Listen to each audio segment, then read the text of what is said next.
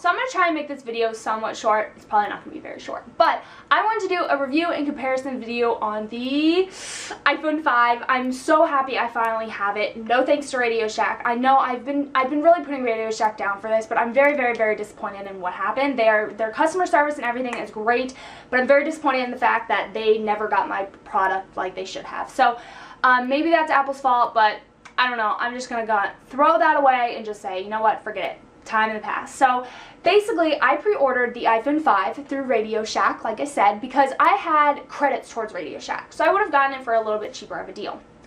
So ordered it from Radio Shack on the pre-order day. I was the first one to pre-order it and never got it. Never got the phone call, nothing. And I still would not even have it to this day. It's been a month later and I still would not have the phone.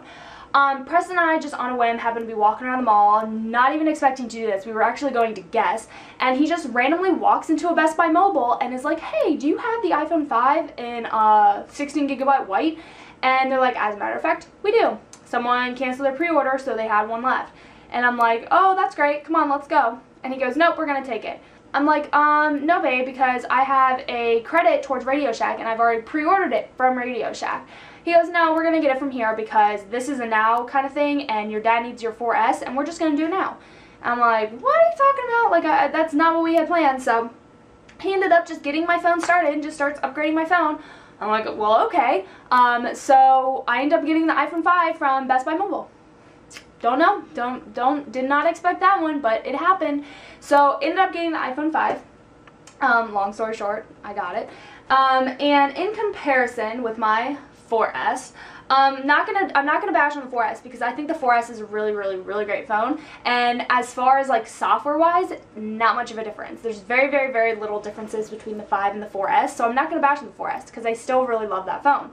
But in comparison, you can see the size difference.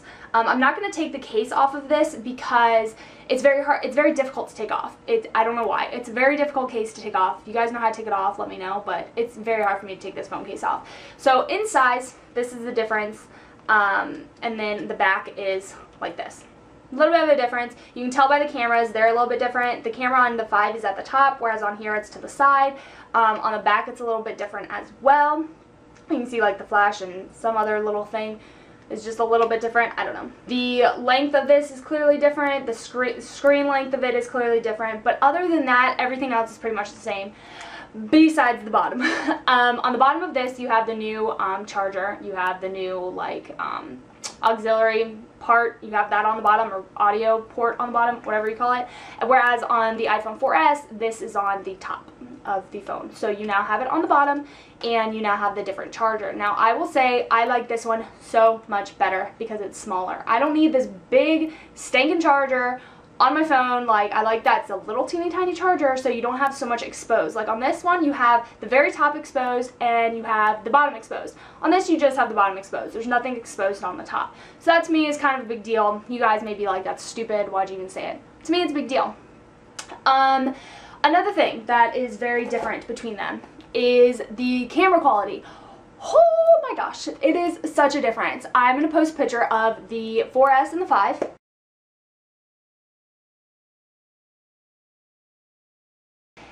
Yeah, major difference. The 5 is so much clearer, it's so much true to color, and that's with the front-facing camera. Those pictures are used with the front-facing camera on both of those cameras. Major, major, major difference. For people who don't take as many photos with front-facing, doesn't matter because the back-facing pretty much works the same. I believe they have the same megapixel on the back.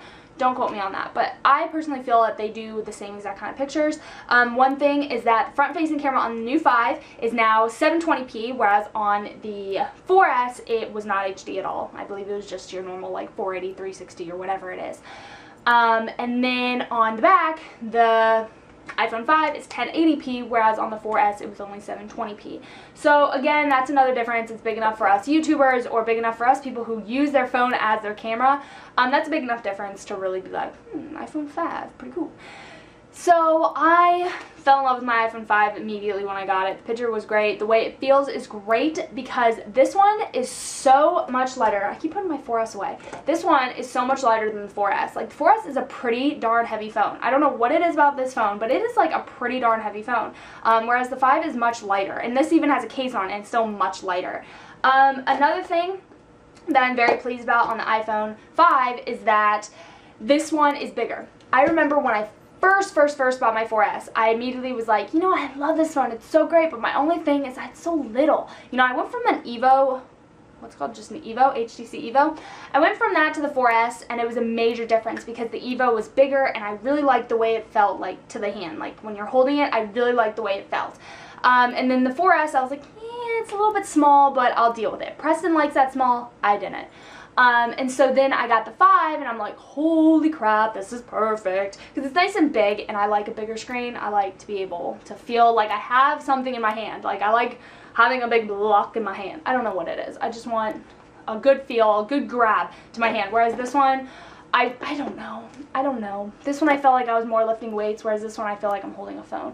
I don't really know the main difference. This is just me rambling on about being a girl and the dumb differences that there are. But, you know, people like me, it's a good thing that this one is lighter and bigger and prettier. Other than that, there's really not that much of a difference. I know a lot of people question saying, oh, why'd you go from the 4S to the 5? Why bother?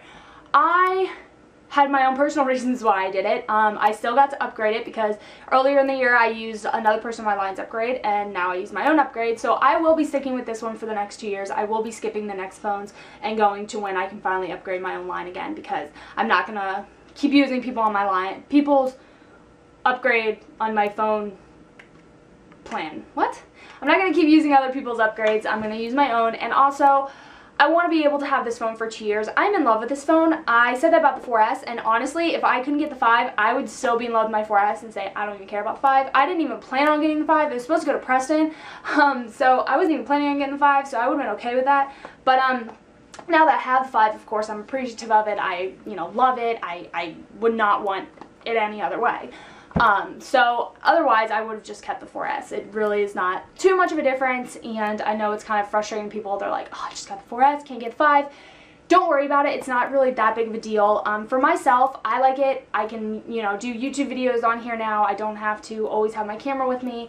I can do YouTube videos on here, front and back facing camera, which is really awesome for me. If you can't, like on your 4, just use your 4S, whatever. Use whatever. I don't want to sit here and say that you have to get the 5 to be cool, because you don't. But, yeah, that's pretty much all I wanted to show. I just wanted to show that I had the iPhone 5 and let you guys know. If you guys have any questions, let me know. I also wanted to make a video showing you the apps that I have on my phone. I believe I've made that video before on my 4S, but I wanted to go ahead and do it on my 5 as well because my apps have changed, and I wanted to update that video for you so you guys can see any cool apps that are out there on the market. I may not even have that video posted. There's so many videos I make and don't post, but that's pretty much it. I'm not going to go into too much detail about it. Just wanted to let you know. Got my phone. So happy about it. And that's all I have to say. So I hope all of you guys have a great one. If you guys have any questions, like I said, let me know, and I will see you guys in my next video. Take care, everyone.